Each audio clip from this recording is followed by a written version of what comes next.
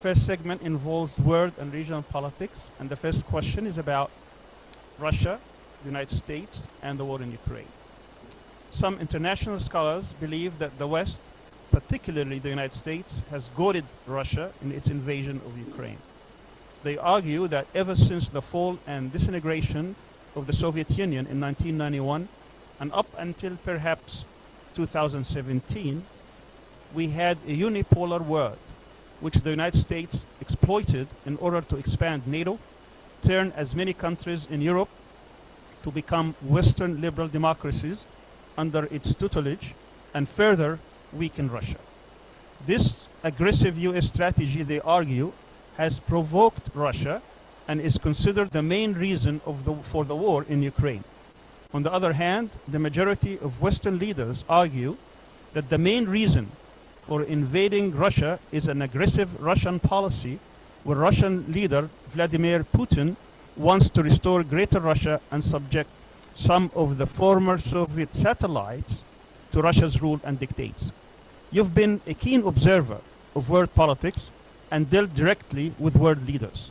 Which argument do you believe, and how do you see the end of this brutal conflict? Thank you very much for inviting me to this, your first, I believe, inaugural session on question and answers. I want to thank SIGA for honoring me today, and I hope I'll be able to answer all your questions. Now, this is the whole Ukraine-Russian conflict.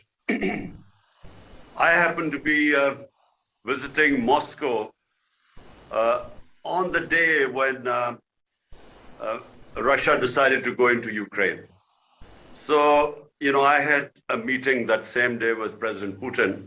So I know the Russian point of view.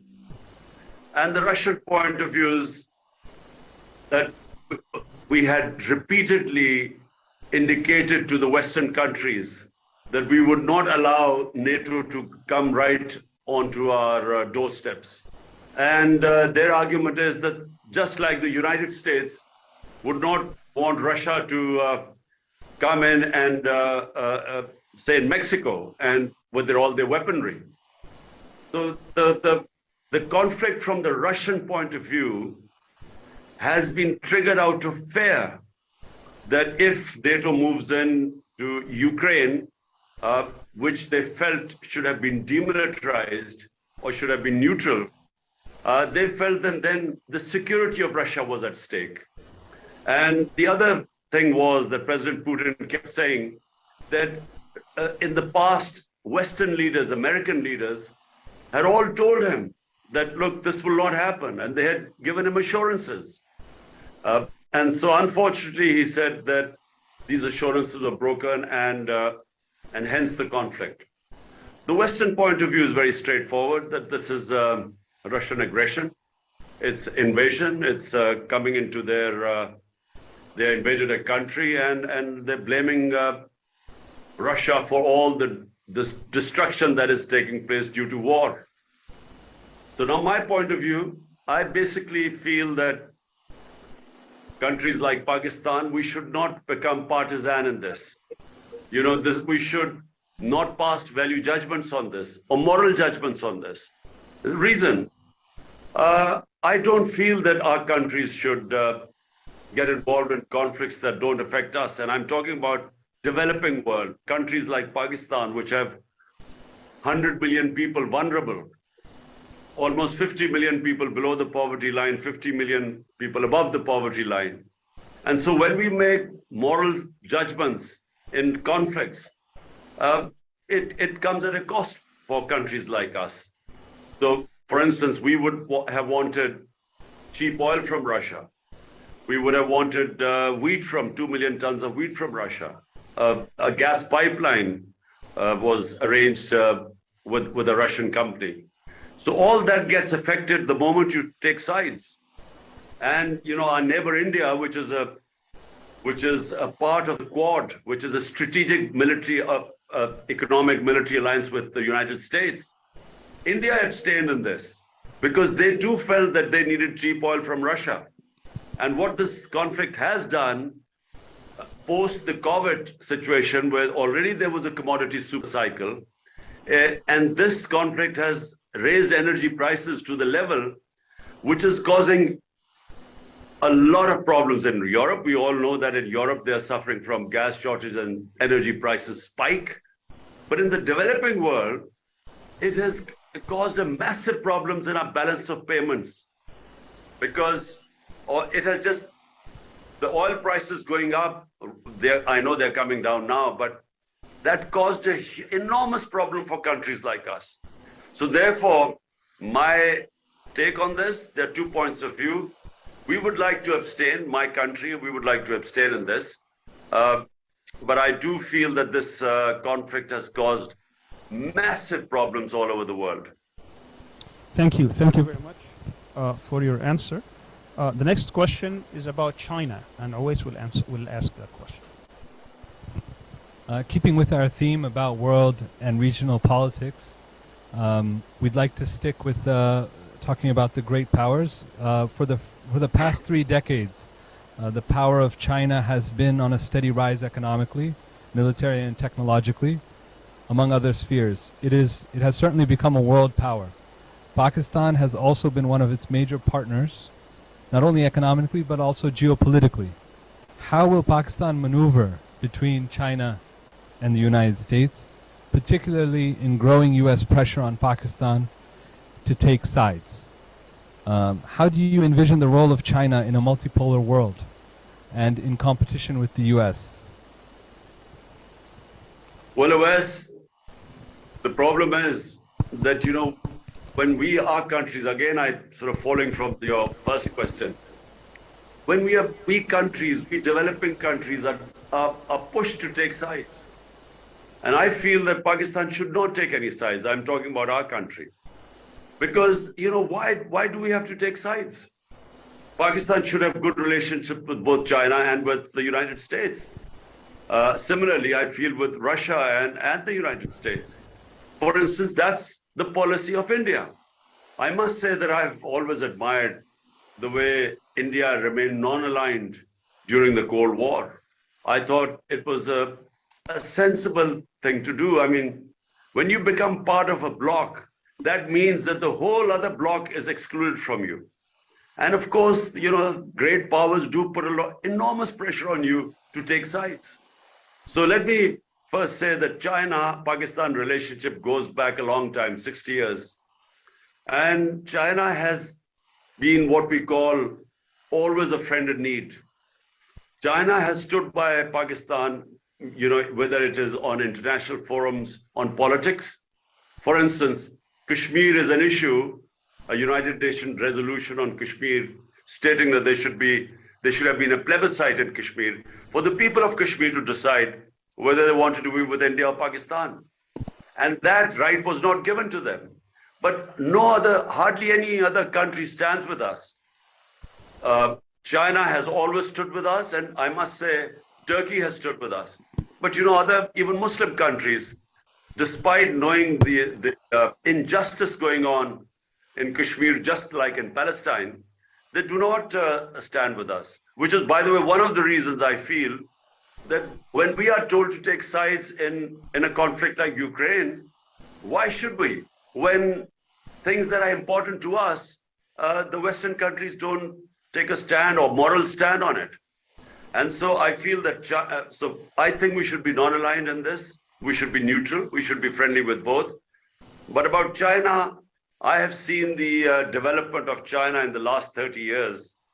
And I must say, what they have achieved there is no precedence in human history of what China has achieved. They have lifted 700 million people out of poverty in the last 35, 40 years. It's never been done in human history. And when you go to China, the rate of their development is phenomenal. And I just do not think that Western countries will be able to compete with them. Because, the electoral politics, it has its limitations. I mean, the amount of maneuvering a democratic government which comes about through electoral politics, you have a lot of limitations. In China, what is considered national interest, the people stand with the government. And what they managed to do, like for instance, shifting populations, I don't think that can happen in Western countries. So I just don't think that the other countries will be able to stop the growth of China. Their system of meritocracy. I visited China and I saw the way they bring up all their talent. And then their single focus, long-term planning. I haven't seen such long-term planning in most countries. Certainly countries like us, which every 5 years are supposed to have elections. So very rarely governments plan beyond 5 years. But in China, they have just planned so far ahead. And then they single-handedly pursue their goals. And I feel that, you know, China is going to be the, I think it will leave everyone behind. Thank you very much, respected Chairman. I cannot leave the issue of China aside as a Muslim think tank and not raise the plight of the Uyghur Muslims. On a lot of issues, Muslims around the world are concerned about the events that are happening in Xinjiang. Pakistan has been a champion of Muslims all around the world. How do we hold both of this in tension? Well, let me say that, you know, the Pakistan-China relationship is such that whatever the issues of Uyghurs, we have always, the Chinese have always preferred to speak behind closed doors. They're very, you know, their system is such that they hate talking about sensitive issues like Uyghurs in public. So we've had discussions with them, and they give us a different side of their story, and there are always two sides of the story. And so, you know, the conversations I've had with the Chinese government on Uyghurs, we have always, knowing the sensitivity they feel, we've kept that behind closed doors. Thank you so much. I want to now ask one of our members here to direct the next question. Let me introduce Dr. Mubin Shah, who is the head of the Istanbul Kashmir House. Dr. Mubin Shah. In the name of Allah, Excellency, it's a pleasure to talk to you directly today. Excellency, this is Dr. Mubin Shah, Kashmiri in exile. As far as we can tell, in its hour of need, Pakistan has all but abandoned Kashmir in everything but rhetoric. What is your and PTI solution for the people of Kashmir?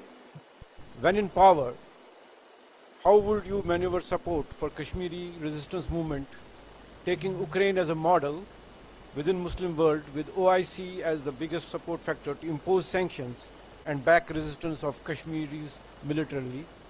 In these challenging times, what is Pakistan's solution to grave issues faced by Muslims in South Asia, particularly in India? Excellency, I thank you. Well, Mubin, you know, when I was the Prime Minister, we took a very strong stand for Kashmir. And I think you would have known that we have on every, my government at least, on every international forum we spoke about the people of Kashmir, especially after 5th August 2019, when they took away the statehood of Kashmir, which was against all international laws. It was against the United Nations Security Council resolution, which clearly stated that, you know, Kashmir would have a special status until they were given their right of self-determination. So without giving them the right of self-determination, they took away the statehood. So we stood with the people of Kashmir and we broke all relationship with India. And that has remained up to this point. It's the case now that we actually have broken relationship with India, and at every international forum we have tried to put pressure on them. Now, apart from that, what else can we do? Give them moral support, support them everywhere. But when you say, I don't know what you mean. I mean, do you think we should militarily go into Kashmir, which is obviously clearly not an option. There are two nuclear armed countries. It's not a Ukraine type situation. Pakistan and India, the moment there is a conflict, I think there is always a danger that it will go out of hand. You know, in Ukraine, for instance, if Ukraine had nuclear weapons, firstly, this might not have happened, this conflict. But had it happened, the whole world would have been petrified of a nuclear war. So therefore, with Pakistan, India, military solutions are not an option. Short of that, what else can we do? Well, raise it on every forum, and it has cost Pakistan quite a lot by breaking away all diplomatic relationships with India since 5th August 2019. So what kind of words of hope can you give the people of Kashmir? Because this is a very bleak picture right now. It's, you know, circumstances always change. I am a firm believer that, you know, you just keep pressure. People of Kashmir have patience. They have given tremendous sacrifices. Almost, 100,000 Kashmiris have been martyred in the last 30 years, or just above 40, or around about 40 years. But, you know, they are resolute. They're not giving up. And this will, sooner or later, the Indian government will have to restore their rights. At the moment, the people of Kashmir are just deprived of all rights. And what the Indian government hopes to do is to alter the balance, the demography of Kashmir by settling in non-Muslims into non-Kashmiris and Muslims into Kashmir. And what they hope is that eventually the balance will be changed, and when they have elections or plebiscite, there will be more non-Muslims who will then vote for India. So this is the game plan for India, but it's not working because the people of Kashmir have not given up. And I think the settlers find it very difficult to move into Kashmir in a hostile environment. And I really believe, I am a firm believer that Kashmiris will get their independence, their right of self-determination. Thank you. Thank you very much. Our next question is about Pakistan's nuclear policy, and it would be asked by Dr. Nizar Turkish, who is the director of the Bayan Center for Studies from Libya. Dr. Thank you. Nizar. Thanks. As the only Muslim state that has nuclear weapon, can Pakistan potentially provide a nuclear cover for the Muslim world? In other words, do you think Pakistan should put other nuclear power nations notice that they cannot use nuclear weapons against other Muslim states, because that would also constitute aggressive against Pakistan? For example, can Pakistan give a nuclear cover against Israel potential use of nuclear weapons against its neighbors? Is it strategic in the area, or just restricted for Pakistan, this nuclear weapon? Well, at the moment, first of all, let me tell you, I'm not a great fan of nuclear weapons, because I do believe in settling your issues. I'm not also a great fan of military solutions. For instance, I would never try and solve issues militarily, but for me it is basically for defense. I mean, if someone is going to take away your freedom, then that's when you fight for it and you use military. So the Pakistan military, the nuclear program has always been a defensive one, because India is 7 times the size of Pakistan.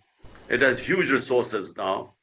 And the people in Pakistan have always been threatened by the idea that a bigger neighbor would just overwhelm the country. So remember, we've had 3 conflicts with India. And this was from 48, 1965, and then 1971. And so ever since Pakistan's had the nuclear program, we actually have had no conflict. So it gives the country of 220 million people security when you're facing a neighbor which is 1.3 billion people. And hence, it's a nuclear program for Pakistan is essentially defensive. So just to clarify this point, if in the future you were Prime Minister and a Muslim country was threatened with nuclear weapons, will you take action or just stand by? Well, you know, I can't say right now that Pakistan will be able to stand up for other Muslim countries right now. I just think that, you know, the idea of, you know, I again repeat, the idea of a nuclear war, you know, the idea that you will actually be face to face with another country with nuclear weapons is beyond my imagination. And I say this simply because, you know, nuclear war is the end of the world.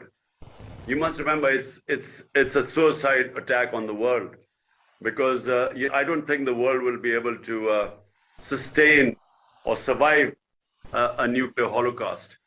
So, you know, the answer to the question is simply that there are other ways that the Muslim countries can put pressure on the injustices that are going against the Muslim countries, and that is through the OIC. Unfortunately, right now, the OIC has not really fulfilled its role as an organization that would stand up for Muslim causes. Unfortunately, you know, there are too many self-interests. There is not enough, governments are not enough representative in the OIC. In other words, they don't represent the public opinion. So the public opinion all over the Muslim world is the same. They feel the pain of what is happening, injustices in the Muslim countries. But when you have governments that have no connection with the public opinion, then they're not bothered what the public opinion thinks. And hence you find very few countries which have spoken out for Muslim causes. Because only those countries where you have Muslim democracies, where you have governments representing the public opinion, only they speak out against the injustices, say, in Palestine and Kashmir and elsewhere. Thank you so much. We're going to move on to our second segment, and this is a good segue to talk about the Muslim world and the Ummah. I have with us Mr. Naeem Jinnah from the center, who is the director of the Afro-Middle East Center in South Africa. He's joining us online. Thank you, Uwais. Excellency, in many of your speeches, you have equated Western intervention in Iran to how the West interferes in the internal affairs of Pakistan as well. And of course, you know, many of us believe that there's a personal issue here for yourself also. Since the 1979 Iranian Revolution, Iran adopted a kind of policy of independence, neither East nor West as they called it, and coupled that in fact with hostility towards foreign powers, promoting what it regarded as its version of an Islamic state. That country, Iran, has now lived under sanctions for 43 years almost. Sanctions, destabilization, etc., with the objective, of course, of regime change in Iran. From a Pakistani perspective, how do you view Iran? A hostile power, a potential strategic partner, a competitor? And I ask this question particularly in light of your earlier comments about non-alignment, I think, which is a very valuable articulation. And how exactly is Western pressure on Iran similar to that on Pakistan? Well, in Iran during Mohammad Mossadegh's premiership, and his government was removed, and this is now documented, was removed by the CIA. And it was because an independent-minded prime minister took over in Iran and wanted to make policies for the interest of the people of Iran. And so we all, you know, we all know what happened to him. You know, there was this, first of all, there was this campaign, propaganda campaign against him in the media. Then it was the opposition parties were paid to do demonstrations against the government of Prime Minister Mossadegh, and then his own party members were given money to change party affiliation. And eventually it was the the final was the army which removed him. So it was a very similar pattern followed when my government was dismissed. But, you know, let me just talk about Iran. I find that it is most important for a country to live with dignity and self-respect. I mean, that for me is the most important thing. You know, we Muslims, our oath with the Almighty is La ilaha illallah. There is no God but Allah. It gives us dignity, self-respect. We are not supposed to bow in front of anyone but the Almighty. And the Muslim countries, you know, when they become subservient or when they become client states, when they lose their dignity, you know, and unfortunately in Pakistan we have suffered from this. I have found the Pakistan's foreign policy, vast majority of the people of Pakistan have found it very undignified, because we have relied on aid and we stretch our hands and we get money, or we fight other people's war, and then, you know, we participate. A lot of our own people die in this, and we do it for foreign aid or US dollars. And I think, you know, it has consequences for a society. Number one, the society never learns to stand on its own feet, because only when you stand on your own feet do you realize your strength. But when you're always having crutches of foreign aid, just because, you know, you're trying to serve someone else's foreign policy objectives, you lose your dignity.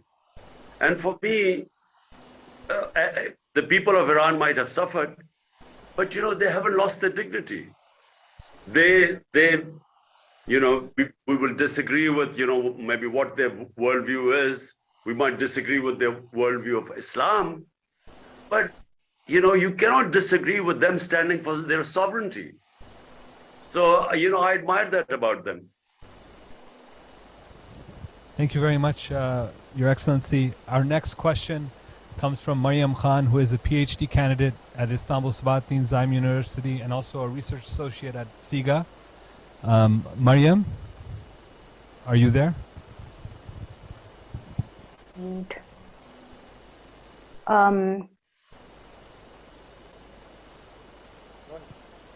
alaikum. It's really a pleasure to sit in front of you. I am personally a voter of PTI and I'll be ever.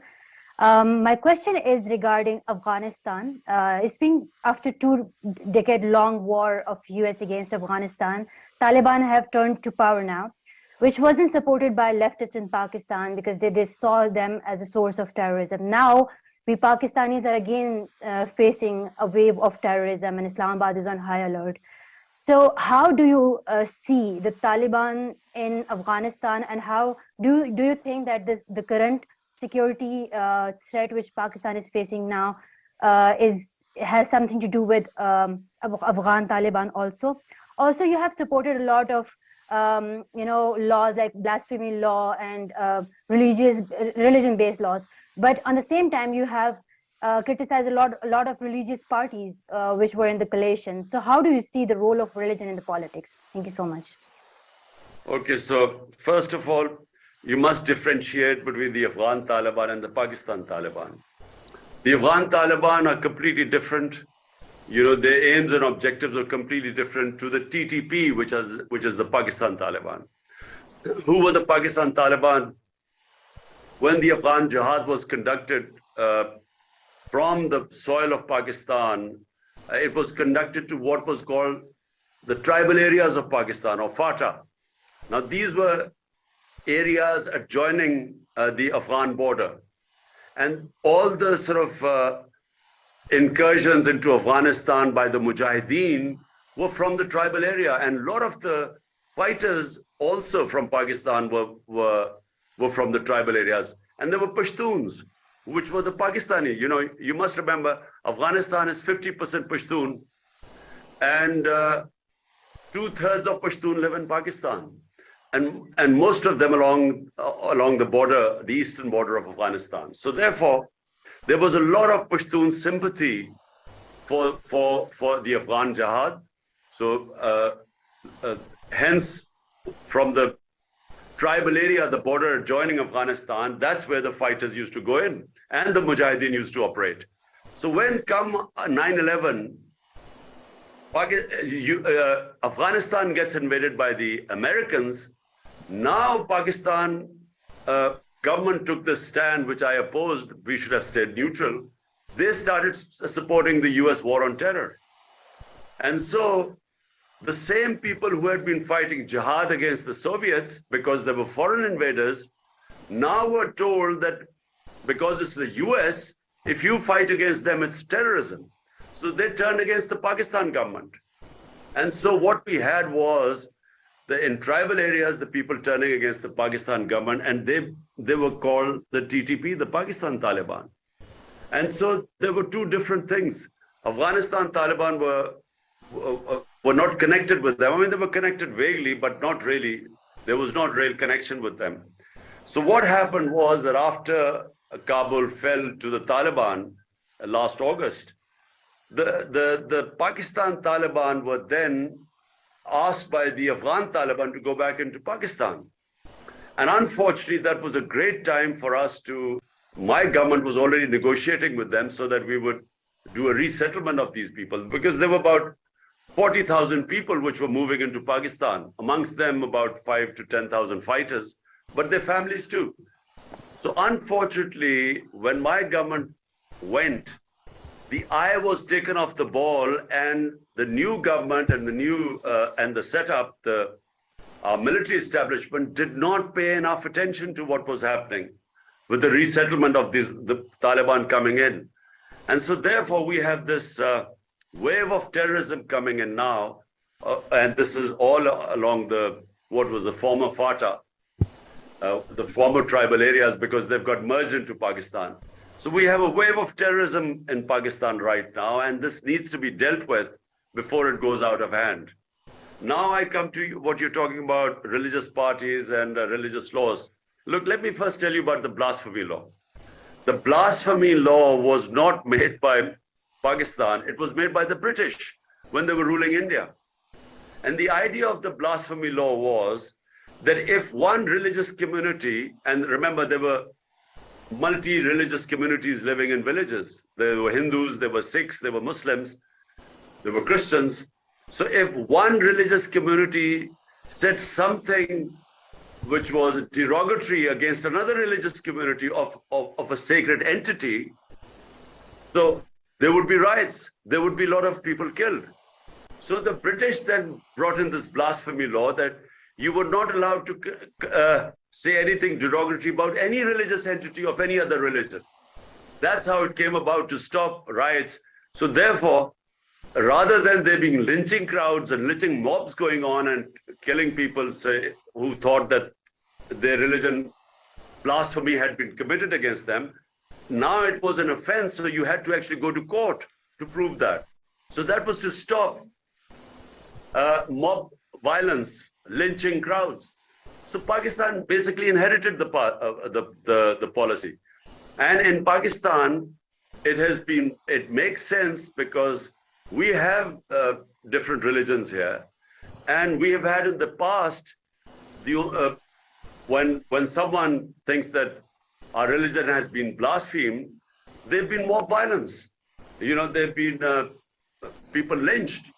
And this now is an offense in Pakistan because you have to prove that it's blasphemy. And for that, you have to go to a court. Very well. Thank you. Thank you very much. Our next question is about Turkey. And we have with us Dr. Yasin Aktay.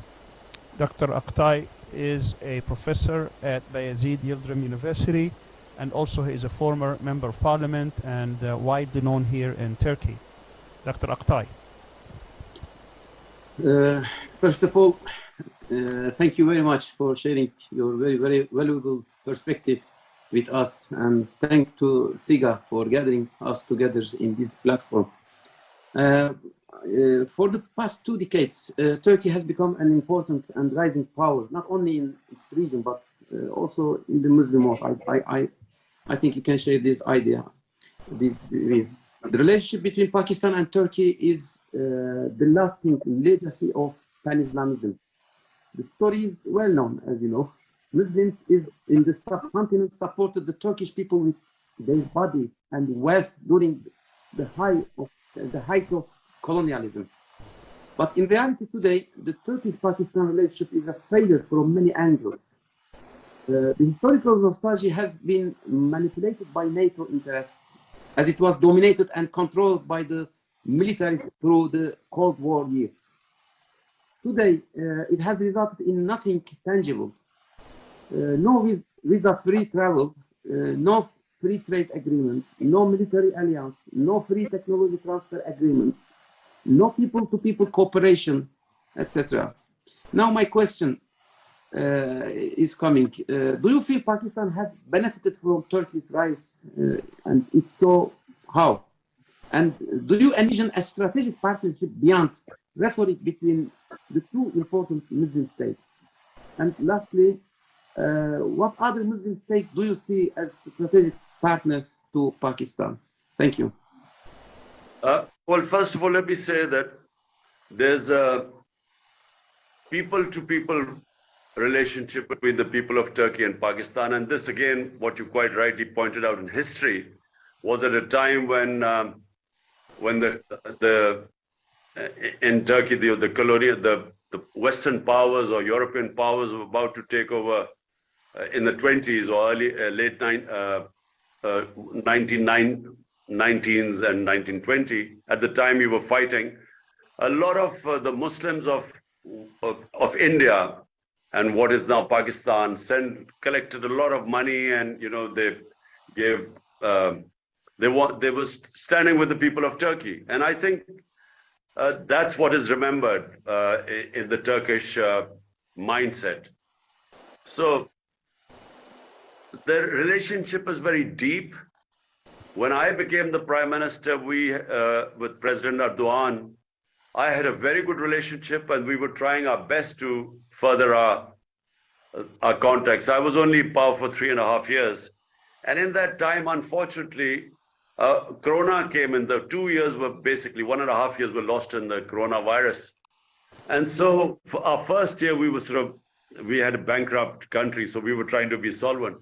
So basically, in the last couple of years, we were trying to form what you call trade relationship. We had a committee formed by the president, dealing with the committee formed by me in Pakistan to further our contacts, our relationship.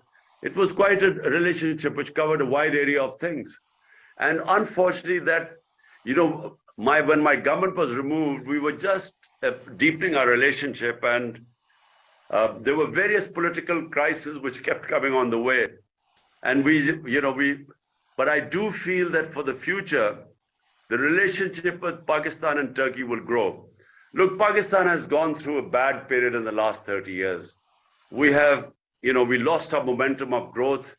Pakistan just did not live up to its economic potential. We had two terrible governments of two political families who ruled us for 30 years. And they're still here. They've been in power for 8 months. And they have basically run this country into the ground.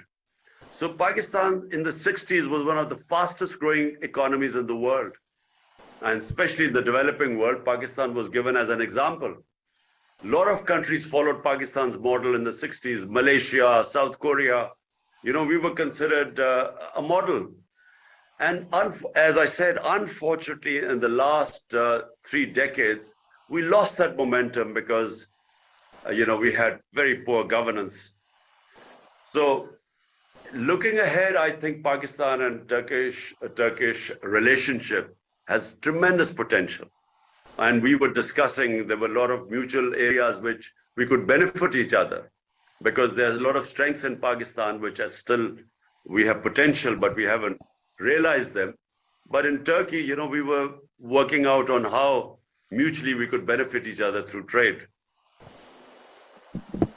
Thank you very much. I can't leave this without mentioning that you and President Erdogan, and I believe also the President of Iran, were talking about how to confront Islamophobia. Say, in 1 minute, what project do you think the 3 countries should embark upon to confront this rising problem of Islamophobia? You see, Islamophobia, let me just give you a quick I'm just going to be very quick about this. This all started when the Iranian Revolution took place. There was a fear in the Western countries that all Muslim countries will be taken over by Islamic revolutions. And so they divided the Muslim world between moderates and fundamentalists. And in 1989, when Salman Rushdie, or sometime then when Salman Rushdie wrote that book, Satanic Verses, there was a wave of anger in the Muslim countries. The West could not understand why were the Muslims so upset, because they, especially Europeans, their idea of religion, or the way they treat, for instance, Jesus Christ, is completely different to the way Muslims love and respect and revere our Holy Prophet Muhammad, peace be upon him. And they couldn't understand this. And the Muslim world never explained to them why were they so upset. And so that added to this suspicion about Islam. And then, of course, 9/11 took place. So after that, Islam was equated with terrorism. For somehow, suicide attacks were only by Muslims, because we were supposed to be these radical people.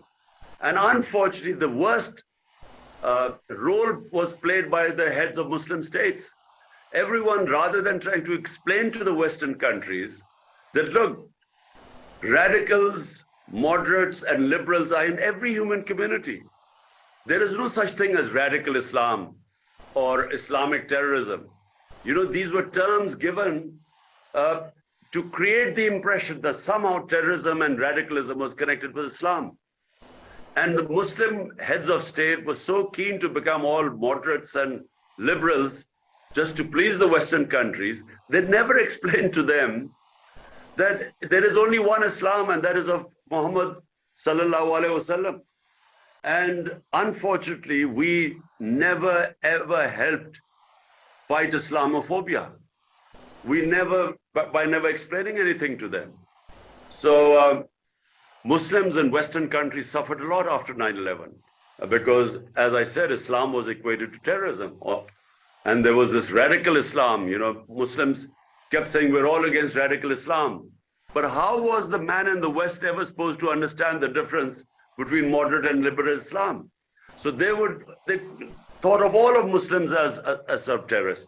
So now what needs to be done is that OIC must take the premier role in this to explain to Western countries. They must form a body of scholars which will be able to speak to the Western countries in their own language. So to make them understand, you know, the differences, what causes problems between and what causes Islamophobia. And I feel that can be done. And I also feel that, you know, Al Jazeera, TRT, channels that can sort of give the Islamic version to the Western countries are very important. They need to have material which will explain to the Western countries about Islam. Majority of the people in the West do not understand Islam. And the problem is that it can be manipulated by those people who are anti-Islam. So they can manipulate this ignorance against us. And that's why it is very important communication through media, and OIC should take responsibility for this. Thank you so much. I want to remind all the participants that we need to move faster because the time of the chairman is quite precious. The next person we have is Nasruzzaman Naeem. He is the head of the Bangladeshi Student Association in Turkey and also a PhD student at Istanbul Swati Nizam University. The floor is yours. Thank you, Mr. President. Thank you, Mr. Moderator, for giving me the opportunity. As we are talking of the Ummah today, let's turn to an issue closer to home. As we all know that both Bangladesh and Pakistan contains a significant proportion of Muslim population in the world today. But it is unfortunate and it is apparent that the relationships between Bangladesh and Pakistan are not good. So why is this the case in your opinion? Also, we often speak about the brotherly relationships between Muslim majority countries, but all of those talks are actually empty. As a politician, what is your vision regarding Bangladesh? And also, as a politician, what would you suggest as way forwards to improve the relationship between Bangladesh and Pakistan in near future? Thank you. Well, first of all, the reason why our relationship has not grown or improved is because of sadly the events of 1970-71, when the ruling party, the party that should have been given government, the majority party was not given, was not allowed to have its mandate and form government in Pakistan. And that led to the breakup of Pakistan and the formation of Bangladesh. But unfortunately, the events that followed, the military operation which followed, that created that deep, what should I say, not animosity, but it created that distance between the two countries because of the suffering which took place because of the military action. So my government, I reached out to the Bangladesh Prime Minister, and I also invited her to Pakistan. But the relationship is not what it ought to be. It should be a much better relationship. There have been periods in which the relationship seems to have thawed, but for some reason the relationship has not grown. But I do agree with you that as two of probably the countries with the biggest population, Muslim populations, we should have far better relationship than it is right now. Thank you very much. Our next question is about Palestine, and it will be asked by Mr. Jalal Khshaib, who is a senior research associate at the Center for Islamic Global Affairs. Jalal? Thank you, Doctor. Assalamu alaikum. My question is regarding the Palestinian cause and the normalization with Israel. And as you know, all of you, the cause is witnessing now the worst days. If we look back to the history, we see each state in the Muslim world which normalized its relationships with Israel found for itself like an excuse under the big name, the umbrella, the realpolitik. Some of them make the excuse of to avoid foreign pressures. Some of them to get back their own land, like Egypt and Camp David. Some of them to seize another land, like what happened last 2 years in Abraham Accords.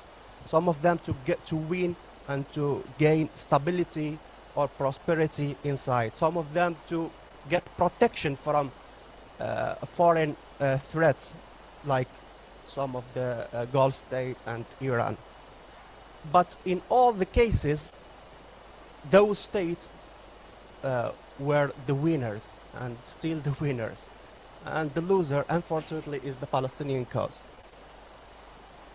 Now, as we know, Pakistan is still suffering from the Kashmir problem, more international pressures, and instability inside. My question to you, Mr. Imran Khan, can you assure millions of Muslims and people across the world that Pakistan, under the leadership of Mr. Imran Khan, will never sacrifice Palestinian rights and Jerusalem, and will never normalize the relationships with the Zionist state under any excuse? Thank you. Well, the founder of Pakistan, who we call Quaid-e-Azam, the great leader, he in 1948 gave a statement on Palestine, and he spoke about the injustice which was being done to the people of Palestine. And he was very clear that Pakistan would not accept or would not recognize Israel as long as the people of Palestine were not given justice. So that has been basically the line of all Pakistani heads of state since then. And secondly, we have the issue of Palestine is almost exactly the same as the people of Kashmir. So the moment we give up, our principal stand on the recognition of Israel, means that we give up on Kashmir too, because the issues are more or less the same. Then United Nations Security Council resolutions, which are more or less the same on Kashmir as well as Palestine. And if we say that the moment we recognize Israel, then we have abandoned the people of Palestine for them to get a just settlement for a homeland. And then we cannot take a stand for the people of Kashmir either. So therefore, I don't think any Pakistani head of state will ever recognize Israel, no matter how tempting it is, because Israel is powerful in the sense it has huge influence in the United States. So United States being a superpower, every country wants to have a good relationship with them. So the temptation is that if you are friendly, if you recognize Israel, you will have good relationship with the US. But the problem in Pakistan is that it's a democratic country, and anyone who wants to go to the people, he knows that the public will never accept any head of state who's recognized Israel. Thank you very much. We have 3 short questions, if you may. Thank you very much for staying with us. The next one is going to be Salman Sayed, who is professor at the University of Leeds, and he is with us online. Very quickly, Dr. Sayed.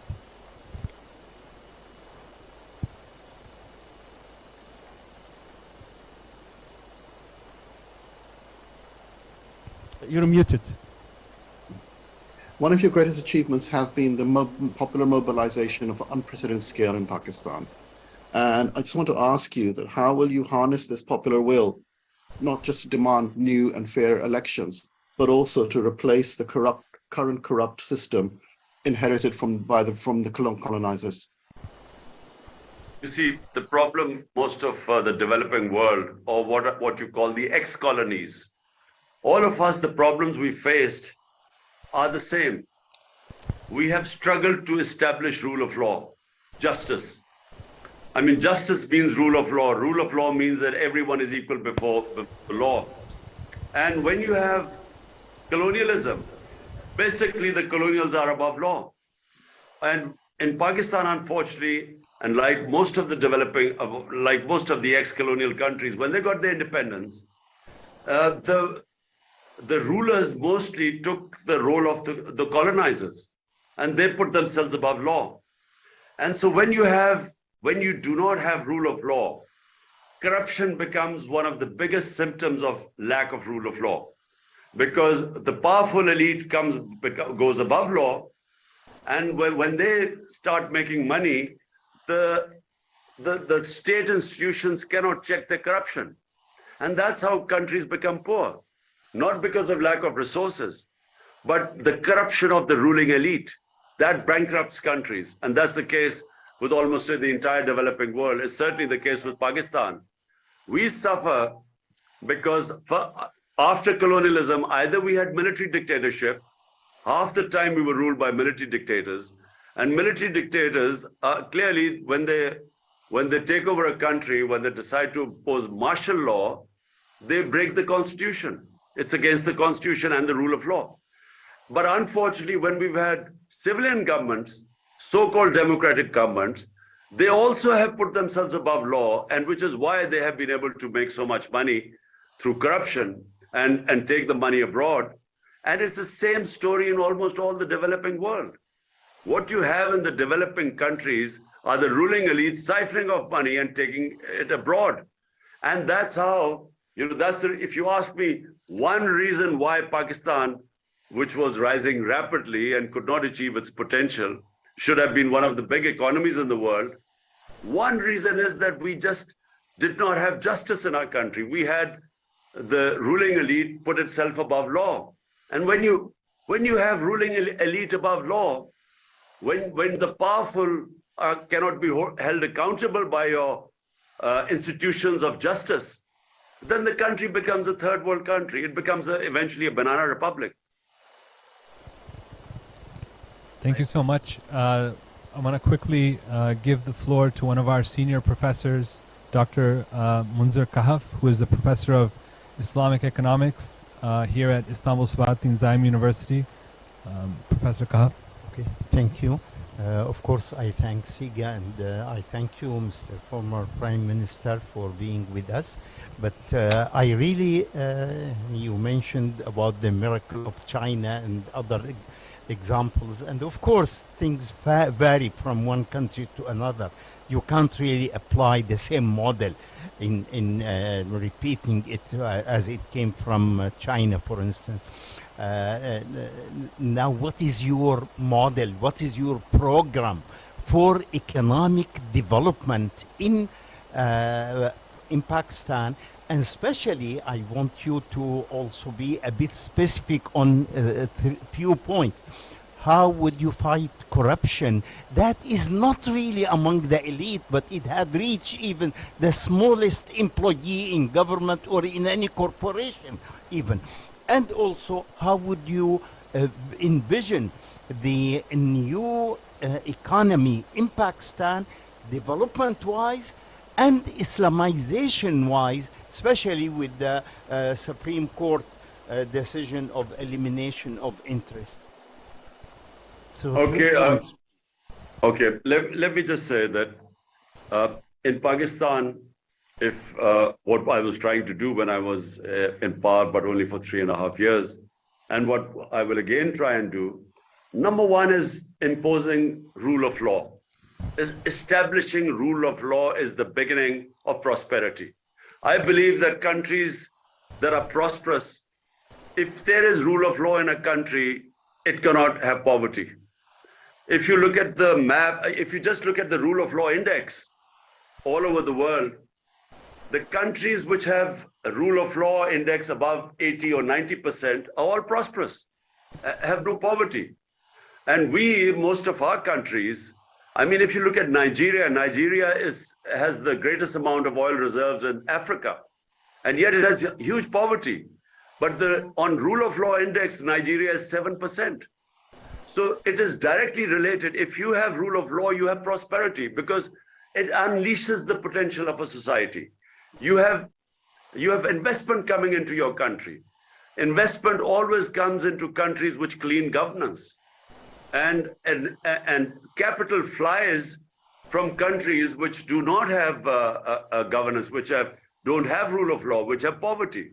So number one, and that is going to be the hardest thing to establish. Number one is rule of law, and rule of law will tackle the ruling elite. But Professor, your other 2 points, you know, the verse in the Quran about Amar bil Maruf wa Nahi anil Munkar, which says enjoin the good and forbid what is bad.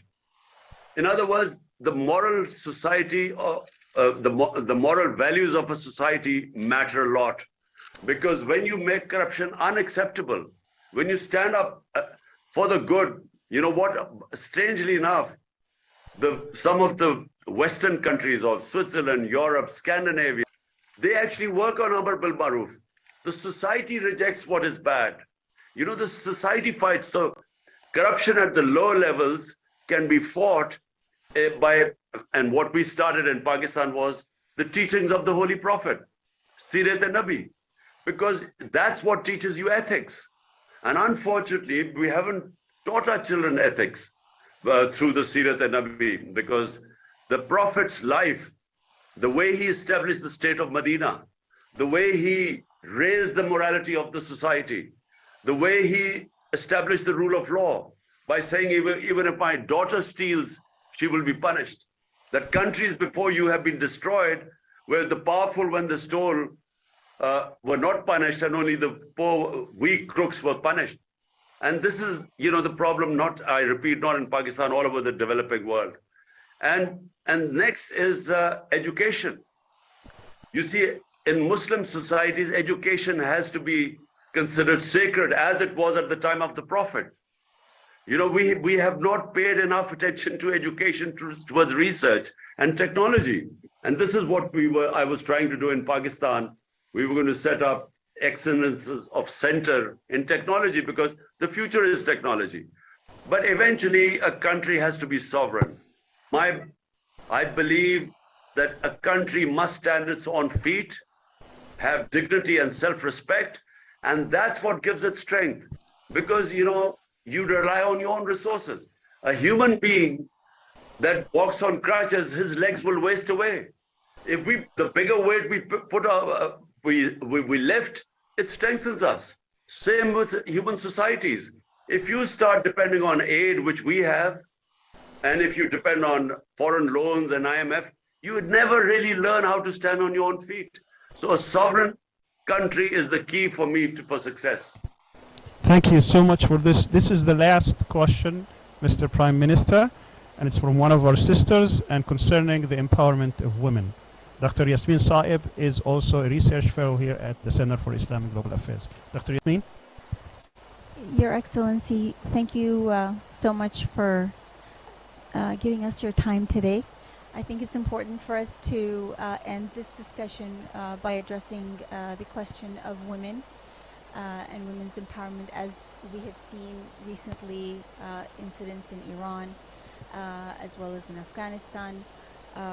Many people have argued that no matter what, Muslim countries can never give women freedom and dignity. That's some of the prevailing arguments that we hear. And so I'd like to know how do you view this issue, and how would you accomplish this matter in a society that is quite traditional and conservative in many regards, also in a balanced way, without falling into what I would say Western liberal ideologies or traps even. Thank you. Okay, so look, first of all, I do believe that the revolution, what our Prophet Muhammad sallallahu alaihi wasallam did 1500 years ago, was a revolution, because he revolutionized the society. There were new concepts that came in, but one of them was he gave rights to women. We don't, we forget that long before the idea of women's rights in Western countries, 1500 years ago, rights were given to women, and in the last sermon of the Holy Prophet, he was very clear. He said, men have rights over women as women have rights over men. So the concept and dignity, of women. So in Muslim societies, if you look at Muslim societies, yes, sometimes when the idea, the whole idea of parda is such, which I feel that we haven't done enough ijtihad on, enough debate on it. But the whole idea of parda for me was protecting the family system, because Islam was very clear that the basis of human society is the family system. So in protecting the family system, the concept of parda came. But unfortunately, we never developed these concepts so that we can protect our family system as well as not stop the potential of our women to grow. And Muslim societies are still developing these concepts. Unfortunately, we have two extremes right now. On one side, we have women who are in the name of parda banned from public life. On the other hand, we have the Western liberal ideas about women's liberation. So I believe that Islam is what we call the middle way. Islam is not a religion of extremes. It says in the Quran it's a religion of the middle way. But we haven't developed that middle way because there has not been enough research and not enough of debate in Muslim societies of finding that middle way. I do not believe that, the idea when they say the Western idea of the liberation of women, it's almost a competition between a man and a woman in the West now. I don't think Islam is much more the idea of a complementary relationship between a man and a woman. And that in Pakistan, in our conservative societies, I think gradually we are finding our way. But one thing that should not happen is, there's a clear verse in the Quran that there is no coercion in religion. You can't force people into religion. So when you do that, it doesn't, human beings have to be, the heart and the mind has to be won over. You can't force human beings through, through force to follow religious edicts, and it creates problems. It will always create problems. So I'm one of those who believes that it's through dialogue, through debate, through making people understand the true teachings of our Holy Prophet, Sallallahu Alaihi Wasallam. I think that's the way you win over people, but not by force. Thank you so much. Before we conclude, I just want to let you know that we received many questions. We tried to field some of them today. There are many other questions that we couldn't get in, hopefully in the future. But there is one question that I thought needs to be asked, and it's coming from the family of Dr. Afia Siddiqui, which says, if you come back to power as Prime Minister, can you commit to doing everything in your power to repatriate the daughter of the nation, Dr. Afia Siddiqui, within the first few months of your rule? Well, I can only tell the family of Afia Siddiqui that what she went through, first of all, it is tragic what she's been through to Afia Siddiqui. But we thought we came quite close to getting her released. We had negotiations going on with the US government, and there was a thing of a give and take. We were trying to work out on a formula how to get her out of the US prison. But unfortunately, it just didn't work out. And this was during the Trump administration. And unfortunately, I'm saying that when Trump lost the elections, the negotiations fell apart. But we were I thought we were quite close at one point where we could have done a deal with the US. So we could have got her back. So, the answer is yes, I'll try my best again, because, the US government might listen to if we do a give and take, a deal with them. But, just straight asking for a freedom is not easy, because they say, look, it's rule of law in the US. We have our justice system. She's been sentenced to 84 years in jail. And so they don't talk about, there's no way Pakistan can pressure them to release her. Inshallah, we'll find a way. I just want to thank you from the bottom of my heart for all your time. I would like to give you the final few moments for a closing statement. Well, first of all, again, I want to thank SIGA for affording me this opportunity. The problem about Muslim world is that, we are still evolving. We are coming out of colonialism. We haven't found our feet. Our education system lags behind. We don't have a great many scholars who can direct us. We have a split. We have the westernized elites in the Muslim world who moved quite far away from the religion and don't understand much about it. And then we have a lot of conservatives who do not understand the Western thought. So, the best minds right now, I find, who are sort of doing a lot of good work, are scholars who are living in the Western countries. I find that they are coming up with some of the best ideas. They understand the Western thought, and then they can compare, our life, our way of thinking, our history, our culture, the Islamic principles. And some of them, I must say, some of the best work is being done in the Western countries. All Muslim scholars who've gone to the West have done research, and they've come up with some great original work. what I tried to do in my last, in my time in last 2 years in my, when I was in government, I formed a Rahmatul Alameen authority. It was an authority which Rahmatul Alameen, you know, the mercy for mankind, the title given to our Holy Prophet, peace be upon him. And the idea was that in our schools we would teach children the life of the Prophet. Because the Quran tells us to learn from the life of the Prophet. And why does the Quran tell us to learn from the life of the Prophet? Because he was the most successful man in human history. No human has achieved what he has done. So our children read books on Bill Gates or you know, all the sort of giants who've done well in business. But they need to understand the man who was the most successful person in human history. They need to learn from his life. And that's why the Almighty tells us to learn from his life, to his sunnah. And I tried to teach our children about, you know, the course in the curriculum we put in the life of the Prophet.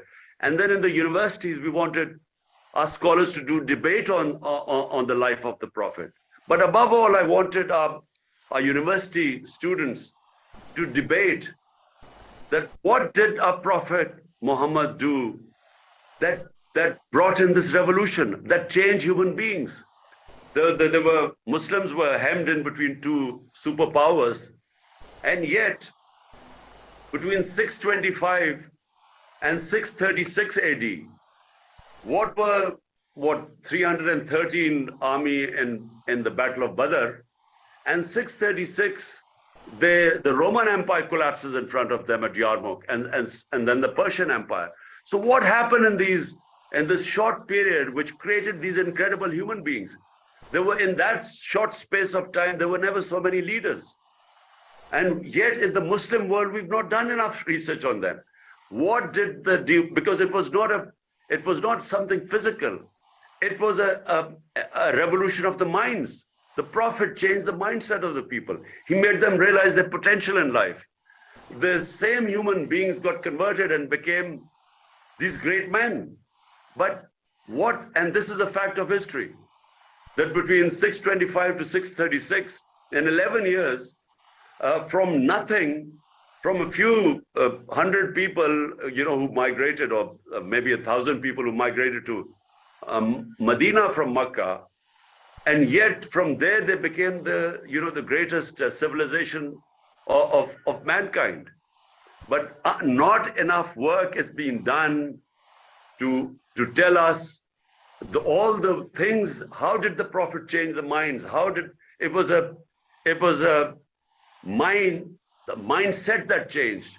The human beings sort of from as the great Rumi says, why do you crawl on the floor like ants when the Almighty has given you wings? So the people of Medina, the Muslims, had wings. They became these great men. And unfortunately, our young generation does not know that phenomena. And that's what I feel that our media and our scholarship and universities should concentrate on. They should find out how these human beings changed. And it's, as I said, it's a fact of history what happened. And had it been, say, had a Prophet been in the European countries or Western countries, there would have been so many films on him, documentaries on his life, of how he changed, how this phenomena of from nothing these Arabs rose and the Muslims became the greatest power for hundreds and hundreds of years, and the greatest scientists and so on.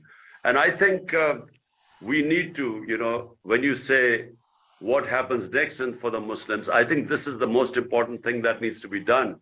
Our scholars need to work on what happened in these years in Medina. How did our Holy Prophet change these human beings? That needs to be worked on. Thank you so much for your time. Thank you. Thank you so much for your time, and I want to give some final thanks to Rebridges, who, without Mr. Majid Rafiq's help and without Dr. Arslan Khalid's help, this event wouldn't have been put together. They were really bridge builders between Turkey and Pakistan. I also want to tell you that we benefited a lot from your talk, and I think that you gave us a lot of insight into the future, but also I think we today gave you a chance to enter into Muslim history as someone who is the first Muslim head of state to be in a part of the Diwaniyah, which is an Islamic tradition, to sit with scholars, with people who are thought leaders, and think about problems together. It's a very unique opportunity for us all, and we believe in democracy, but we also believe in epistocracy, that the people who have knowledge are the ones who also help rule. The Rahmatul Alameen project that you proposed was very unique, and hopefully in the future SIGA can collaborate with this authority to build a stronger and more dynamic Muslim world together. And we hope to see you in person in Istanbul, and we hope that you have a very speedy recovery, because I know that you gave us a generous time even though you're injured. I know it wasn't difficult. I know it was difficult, but thank you so much for your stamina, and we pray for your recovery. Thank you very much, and it was a pleasure. Thank you.